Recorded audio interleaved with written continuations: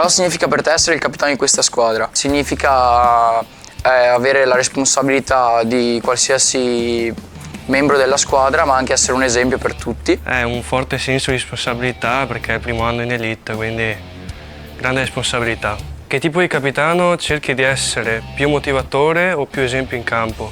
Il mio obiettivo, e spero di esserlo, è essere più un esempio in campo, però ovviamente serve anche la parte motivazionale per tirare sugli altri e cercare di dare anche il proprio meglio, anche con le parole, motivarli, tirarli su. Più esempio in campo perché abbiamo tanti motivatori, per fortuna, all'interno della nostra squadra. Chi è il compagno che tiene sempre il morale alto in spogliatoio? Ce ne sono tanti, però il più, diciamo che tiene il morale più alto è Sagliocco. Un po' tutti abbiamo lo spirito scherzoso, però quello che spicca di più è Giorgio, che ogni volta cerca di far ridere tutti. Qual è il valore del rugby che senti più forte nella vostra squadra? Il mai mollare, anche se siamo sotto di tanti punti, però non molliamo mai e cerchiamo di tirarci su insieme. Il valore rugby che sento più forte è quello di fidarsi del compagno, sentire quello che dice, fidarsi di quello che farà lui senza avere paura e girarsi per vedere se sbaglia. Una parola per descrivere questa squadra?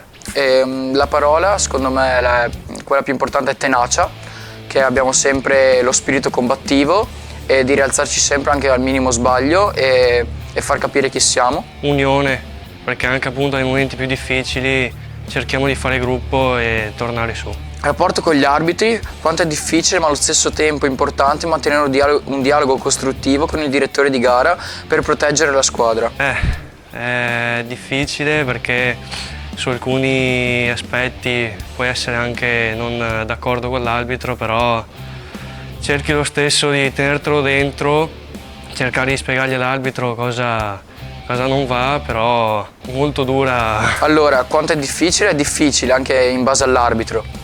Ovviamente se ti trovi più quello che è comprensivo, che parla con te, è più semplice e si innervosisce meno.